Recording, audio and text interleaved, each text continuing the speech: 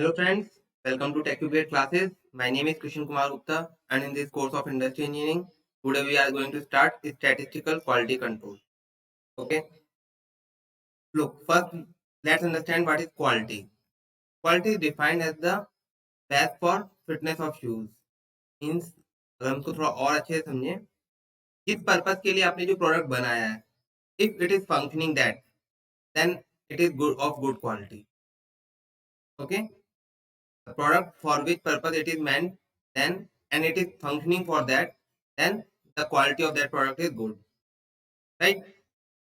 अगर हम एग्जांपल लें, जैसे अगर हम पेंसिल है, okay, we have a pencil and if it is writing, we are able to write with the help with the pencil, then it is of good quality. Clear? And if we are not able to write, then it is of bad quality. Quality समझ में आ गया? Control means quality को maintain करना है, हमें quality control करनी है. And what is statistical?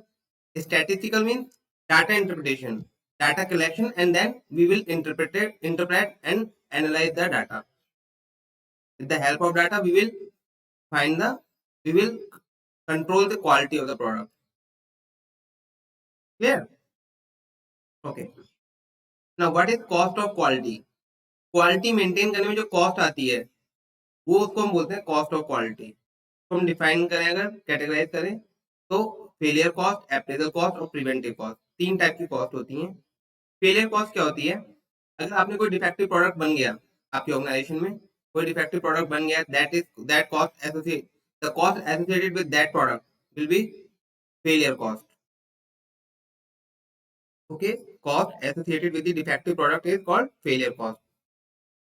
Now it may be categorized into two categories: internal failure cost, external failure cost. Internal failure cost means जो प्रोडक्ट डिफेक्टिव प्रोडक्ट बना है, वो आपका ऑर्गेनाइजेशन में ही डिटेक्ट हो गया कि हाँ, this is defective product, then it is internal. And external, अगर आउटसाइड द ऑर्गेनाइजेशन डिटेक्ट हुआ defective product, then that cost will be external failure cost. ठीक है. Now what is appraisal cost? To detect the cost associated in detecting the defective product. मतलब आपके पास product, बहुत सारे products हैं, अब उसमें से डिफेक्टिव प्रोडक्ट निकालने के लिए जो कॉस्ट जाएगी, जैसे आपने क्वालिटी कंट्रोल, क्वालिटी मैनेजर रख रखा है, क्वालिटी इंजीनियर है आपके पास, उसकी जो सैलरी आप पे कर रहे हैं, इंस्ट्रूमेंट यूज कर रहे हैं क्वालिटी चेक करने के लिए, उनकी कॉस्ट जो है, all will be come in appraisal cost. Okay. What is preventive cost? The cost associated with minimizing the failure and appraisal cost is called preventive cost. Preventive cost मतलब आप product defective product बनने ही नहीं देना चाहते. आप failure cost और appraisal cost defective product होने के बाद जो कॉस्ट आई है, that is related to these cost. But if you don't want to manufacture the prevent if you don't want to manufacture the defective product, then the cost associated with that measurement preventions is called preventive cost. For example, you are giving training to the workers, then the cost related to that will become in preventive cost. You are hiring the skilled worker, then the salary of those worker will come in preventive cost. I hope it is clear, all the cost. Okay. Appraisal cost और failure cost आपके defective product बनने के बाद जो cost लगती है check करने के लिए, क्वालिटी को फाइंड करने के लिए, that is appraisal cost and failure cost. But minimizing the defective products, the cost associated with that is called preventive cost. Okay? अगर हम ग्राफ की हेल्प से देखें,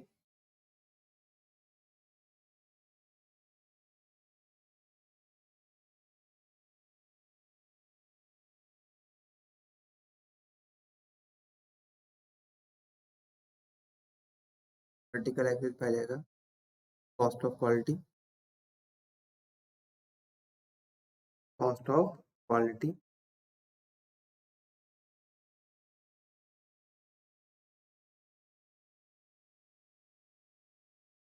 एंड हॉरिजॉन्टल एक्सिस पे आएगा quality level of product.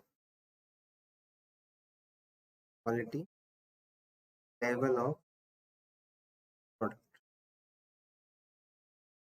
Okay, जैसे जैसे हमारी क्वालिटी बढ़ेगी प्रोडक्ट की, ठीक है, जैसे जैसे क्वालिटी बढ़ेगी प्रोडक्ट की, तो हमारी जो फेलियर कॉस्ट और अप्रेजल कॉस्ट है वो हमारी कम हो जाएगी। क्यों कम हो जाएगी? क्योंकि जैसे जैसे क्वालिटी और लेवल ऑफ प्रोडक्ट बढ़ेगा तो डिफेक्टिव प्रोडक्ट होने के चांसेस कम हो जाएंगे। ठीक है, डिफेक्टिव प्रोडक्ट होने के चांसेस कम होंगे तो हमारी फेलियर कॉस्ट और अप्रेजल कॉस्ट कम हो जाएगी। तो it will be like this.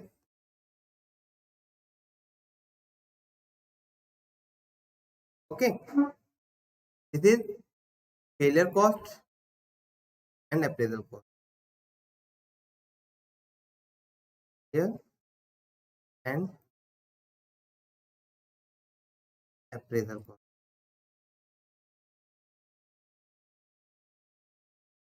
Okay,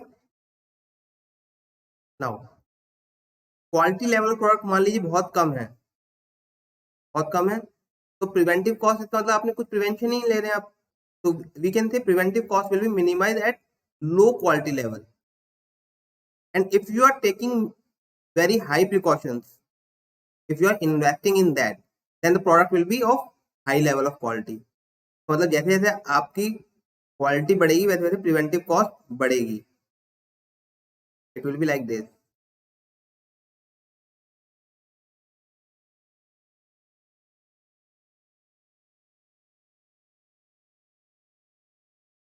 okay, this is preventive cost.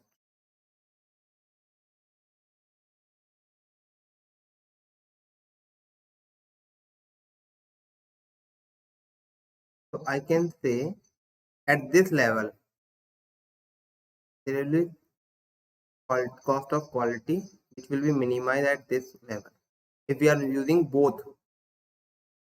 Okay, if we are, because in manufacturing in industries we use both preventions as well as we also inspect the products.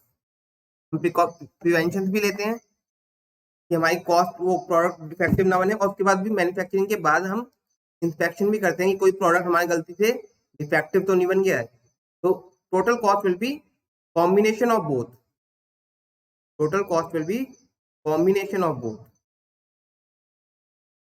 So here the cost will be minimized, cost will be minimum at this level. This will be minimum cost. This graph is for cost of quality, combination of both. Okay,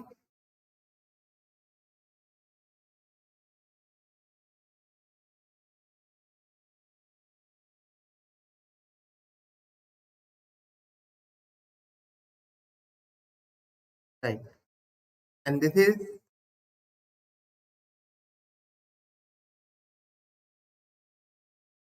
optimum level of quality.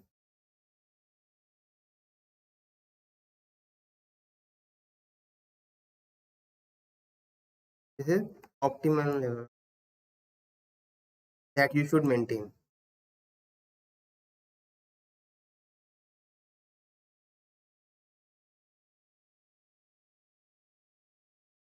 Optimum level. I hope it is clear now, right?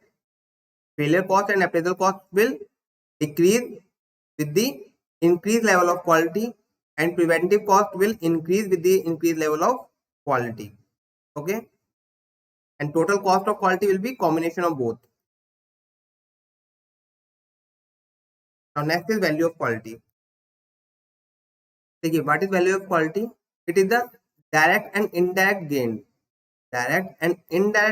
by to the manufacturer by increasing the quality. आपने quality product बनाया, उससे जो manufacturer को gain हो रहा है, profit हो रहा है, वो होगा वैल्यू ऑफ क्वालिटी। अब जैसे ये कैसे हो सकता है, वैल्यू ऑफ क्वालिटी कैसे होगी? आपका कस्टमर रिलेशन अच्छे हो गए, राइट, आपकी ब्रांड वैल्यू बन गई, आपके शेयर की प्राइस बढ़ गई मार्केट में। These are the gain because of quality, gain to the manufacturer. This is called value of quality. Okay, लिख लेते हैं छोटा सा इसमें, direct and indirect gain through manufacturing.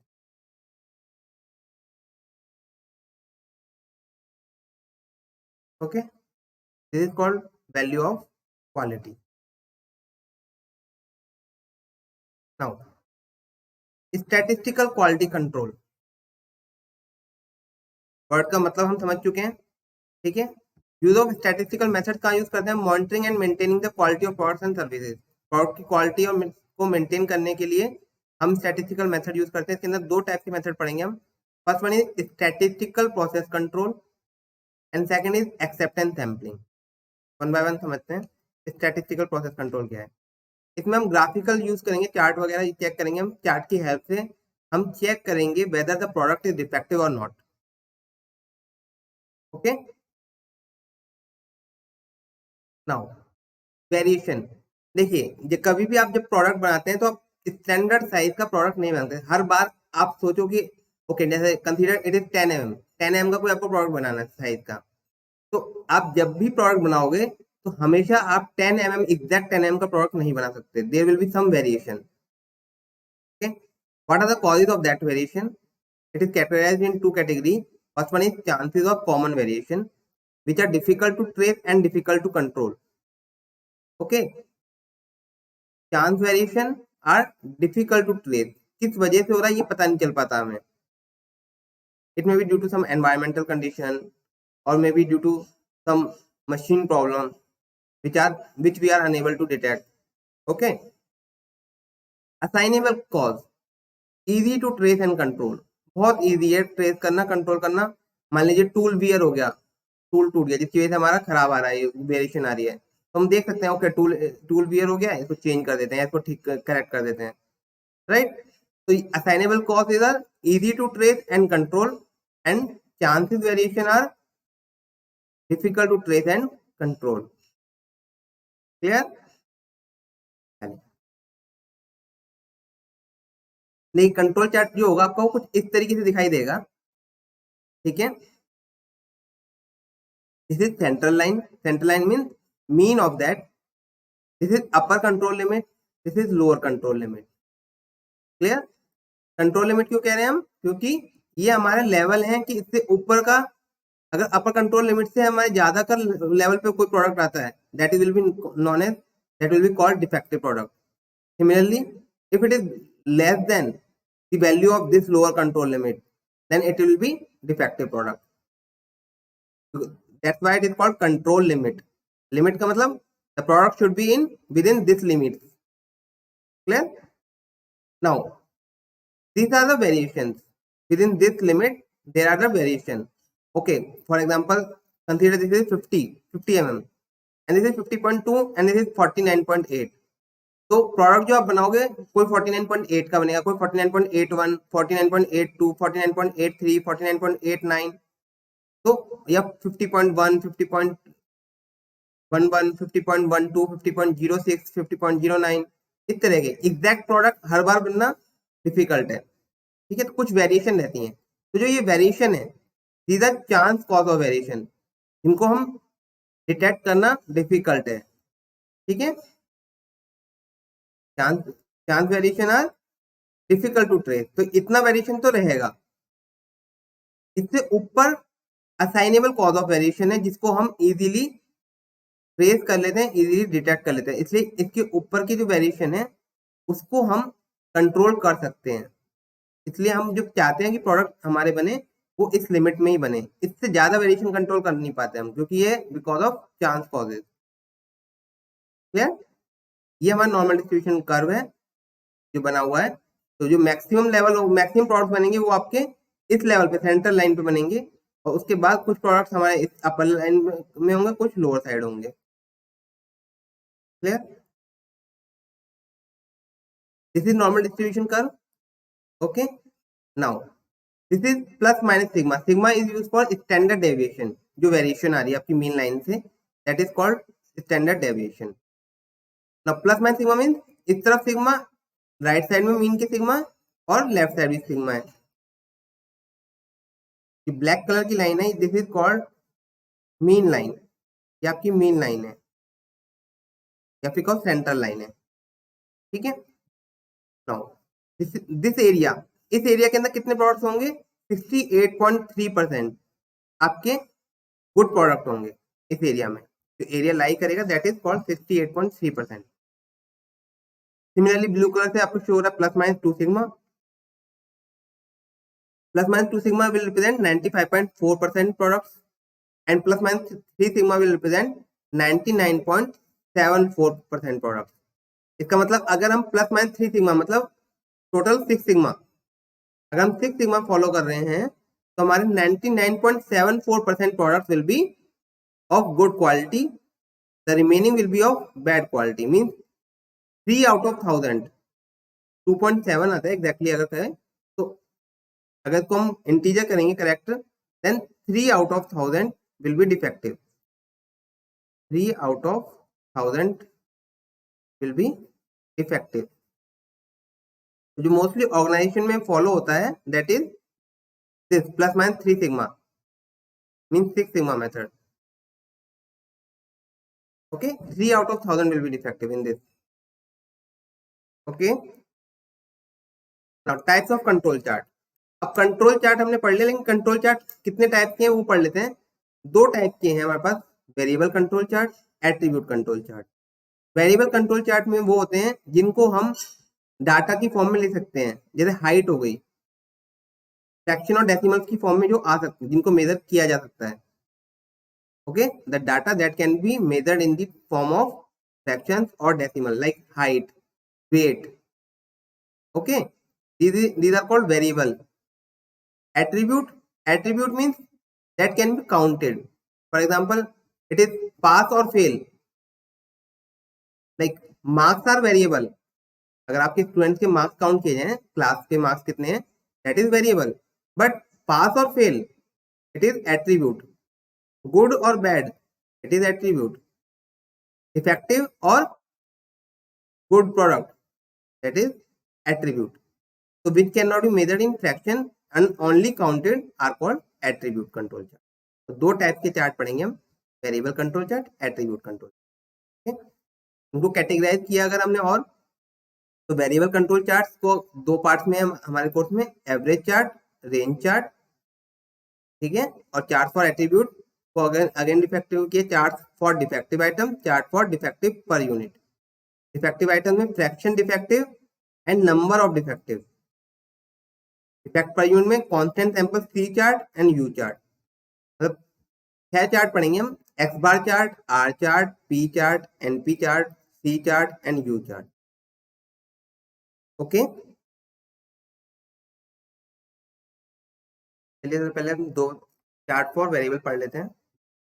इसमें 2 चार्ट है हमारे पास, एवरेज चार्ट और रेंज चार्ट। ठीक है, X bar chart and R chart. X bar chart represent क्या करता है? It is represent shift in central tendency. Means जो सेंट्रल मीन है उसके अंदर कितना वेरिएशन आ रहा है, that represent average chart. And variation in the range of samples, samples के रेंज में कितना variation, that represent range chart. एक कोई भी चार्ट पढ़ना है तो उसमें हमें 3 ही चीज निकालनी है। सबसे पहले सेंट्रल लिमिट, उसके बाद अपर control limit and lower control limit. आप 3 चीज निकाल दीजिए, ये 3 वैल्यू, तो आपका चार्ट कंप्लीट हो जाएगा। ओके ओके, तो सबसे पहले एवरेज चार्ट की बात कर लेते हैं हम।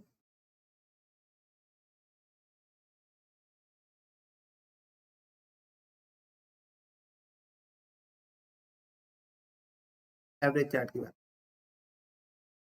ठीक है, तो समझ लेते हैं। देखिए इसमें क्या है, कंसीडर आपने कुछ सैंपल्स ले लिए। ठीक है, मान लीजिए आप 50 सैंपल्स ले लिए और हर सैंपल में आपके 10 यूनिट्स हैं। ओके, तो स्मॉल एन हो गया आपका,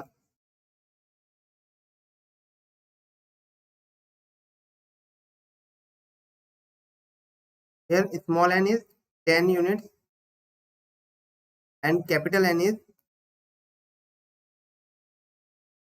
how much samples we have taken? Okay, let's say 50 samples. 50 samples हमने टोटल ले लिए हैं, जिसमें हमारा स्मॉल एन हर सैंपल में 10 यूनिट्स हैं, उसको आप इंस्पेक्ट कर रहे हो। ठीक है, आपने इन 10 यूनिट्स का आप मीन लोगे हर 10 यूनिट्स का। मान लीजिए फर्स्ट वन आ गया X bar 1, X bar 2, X bar 3 up to X bar 50, इस तरीके से आपके आ गया। ठीक है, उसके बाद क्या करोगे आप, इन सबका मीन लोगे आप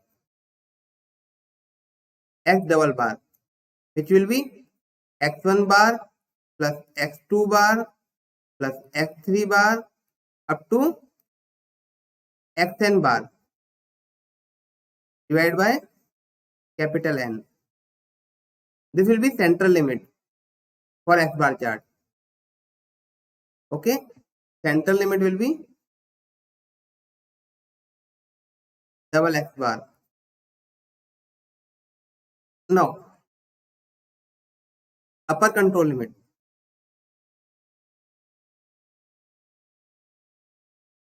Upper control limit will be x double bar plus z sigma, and lower control limit will be x double bar sigma x bar. Okay, इनका जो स्टैंडर्ड डेविएशन होगा minus z sigma of x. Now what is z? Z will represent the level. If you are using plus minus 1 sigma, then that will be 1. Let's check it here from here. If you are using 68.3% good product, then that will be 1. Okay, तो copy कर लेते हैं।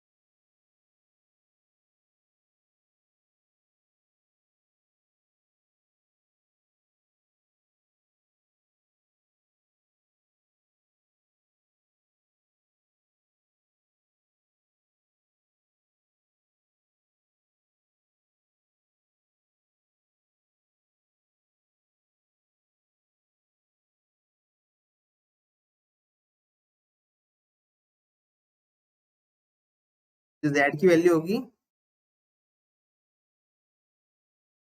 68.3 के लिए z की value 1 होगी, 68.3 के लिए z की वैल्यू 1 होगी, 95.4 के लिए z की वैल्यू 2 होगी, एंड 99.74 के लिए z की वैल्यू 3 होगी। क्लियर? तो अगर हम इसकी बात करें 99.74% की बात कर रहे हैं, upper control limit will B x double bar plus 3 sigma x bar, and lower control limit will B x double bar minus 3 sigma x bar. Okay, and what is sigma x bar here? It is a standard deviation for the mean values. तो हमारे पास mean values का standard deviation नहीं था, हमारे पास standard deviation direct product का होता है। तो हम क्या करेंगे, इसको we will divided by sigma by root N. Okay, sigma by root N. तो आपका जो अब इस केस में क्या हो जाएगा, स्मॉल एन होगा यहाँ पे, कैपिटल एन नहीं होगा, याद रखना।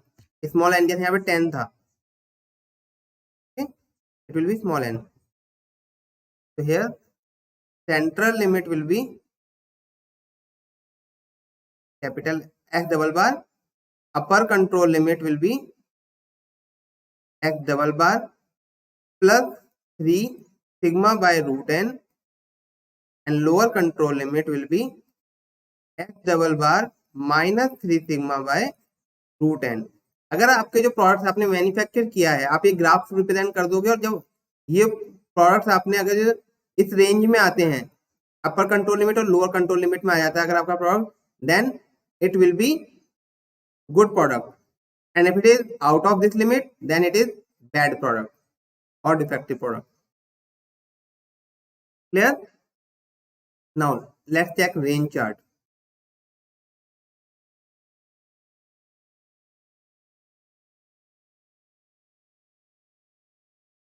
R chart. अब R chart में आप क्या करेंगे, अगेन N और कैपिटल N सैंपल के आप टोटल N सैंपल ले लेंगे। जैसे हमने लास्ट एग्जांपल में किया 10 साइज के हमने 50 सैंपल ले लिए थे, ठीक है। स्मॉल एन साइज के आप कैपिटल N सैंपल ले लेंगे। हर sample small N size sample में रेंज होगी सबकी R1 R2, range of products R1 R2 R3 up to it will be Rn, it will be R capital N. So you will first find mean range R bar, it will be equal to R1 plus R2 plus up to Rn divided by capital N. Okay, this will be R bar. Clear? Now this is your central limit. R bar will be central limit. What will be upper control limit? Upper control limit will be again R bar plus 3 sigma for 3 sigma. Okay,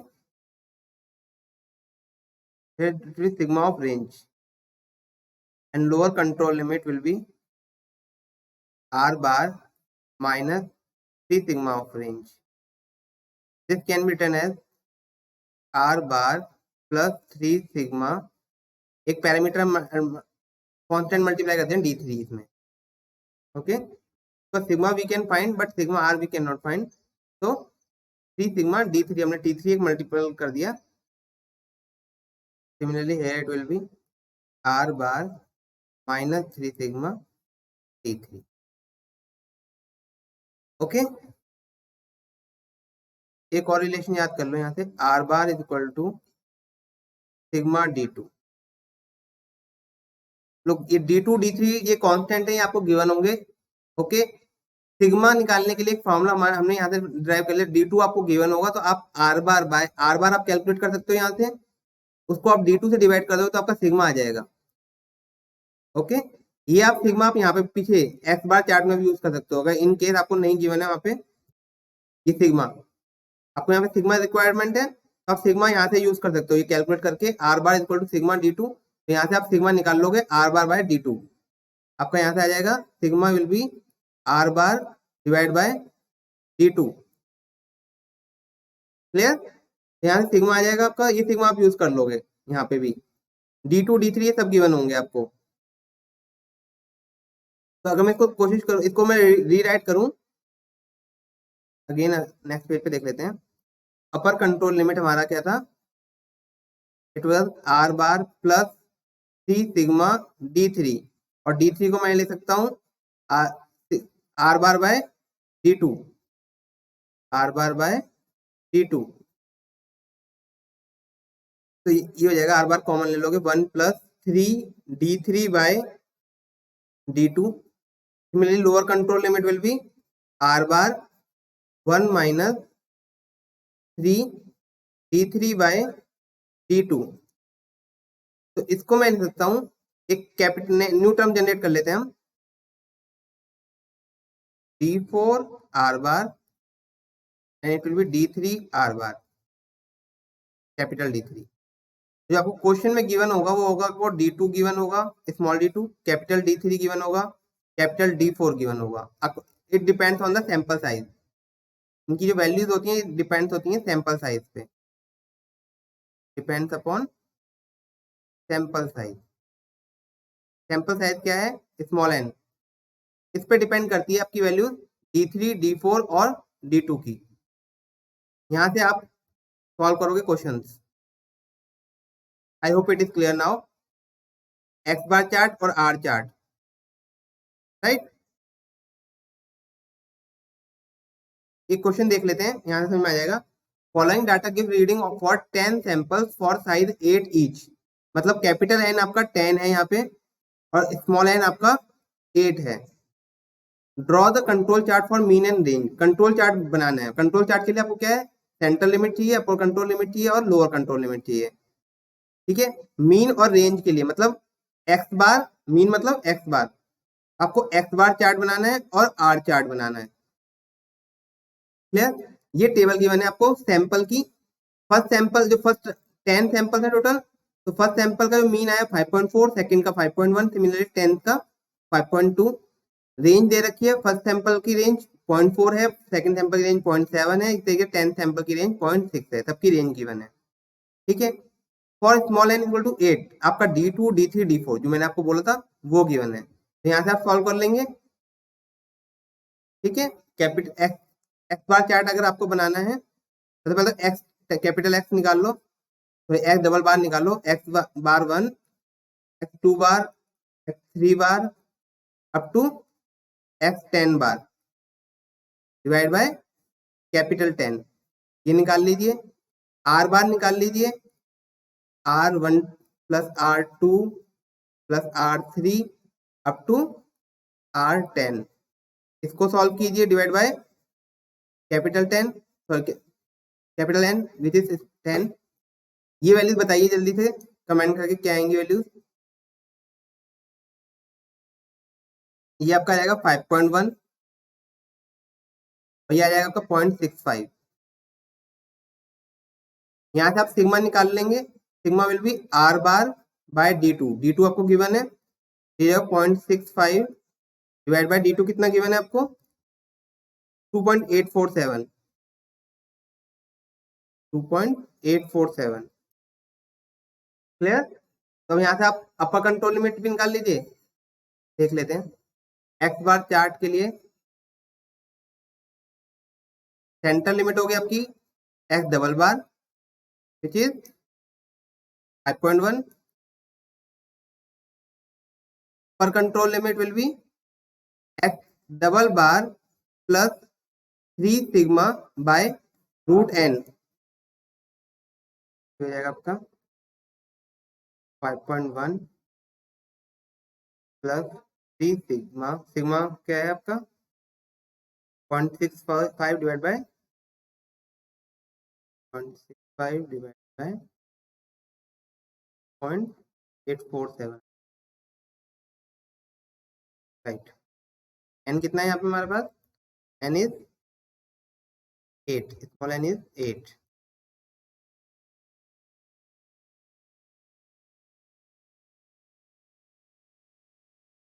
ये आपका upper control limit आ जाएगी, similarly lower control limit 5.1 minus direct लिखा हूँ 0.65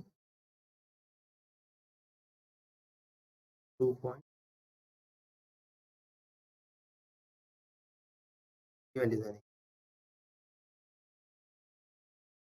clear. और अगर आपको are chart के लिए सॉल्व करना है, आर चार्ट के लिए आप कैसे सॉल्व करोगे, आर चार्ट के लिए central limit will be R bar, upper control limit D4 R bar and lower control limit D3 R bar. D4 D3 आपको गिवन है, D4 D3 क्वेश्चन में गिवन है, देखिए D3 और D4। I hope it is clear now. This chart for variable is completed in this lecture. Now process capability, what is process capability, इसको और समझ लेते हैं, फिर लेक्चर को एंड करेंगे। It may be defined as the minimum spread of the specific measurement variation which will include 99.74% of the measurement in a given variation. कितना minimum spread allow है, that is represent process capability. Process capability 99.74% के लिए। ठीक है, मतलब क्या हुआ, ये हम प्लस माइनस 3 सिग्मा की बात कर रहे हैं, plus minus 3 sigma, process capability क्या हो गया 6 सिग्मा। अब यहाँ पे एक इंडेक्स आया था, प्रोसेस कैपेबिलिटी इंडेक्स, ये क्या होता है X max minus X minimum divide by 6 sigma, इनका रेशियो जो होता है इसे बोलते हैं process capability index. If CP is less than 1, इस चीज का याद रखिए बस, if CP is less than 1 it means there will be defective products, definitely defective defective products. And if TP is more than 1, there will be no defective product.